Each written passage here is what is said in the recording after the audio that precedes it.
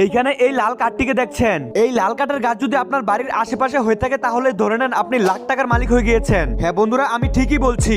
এই লাল কাঠগুলোকে পৃথিবীর সবচেয়ে মূল্যবান কাঠ বলা হয়। এই মূল্যবান কাঠটির বিশেষ একটি গুণ রয়েছে, এটির নাম হচ্ছে লাল চন্দন। এই কাঠের বিশেষ গুণটি হলো এই কাঠ কখনো নষ্ট হয় না। তো বন্ধুরা, এইখানে এই লোকটি চন্দন কাঠ দিয়ে এমন একটি জিনিস তৈরি করে যেটির দাম লক্ষ টাকা পর্যন্ত হয়ে থাকে। চলো সেটি দেখার আগে তুমি যদি এই ছবিটিকে সুন্দর মনে করো তাহলে এই ভিডিওটিতে লাইক করে চ্যানেলটিকে সাবস্ক্রাইব করে দিবে। আমি জানি খুব কম মানুষই আছে ছবিটিকে লাইক করবে।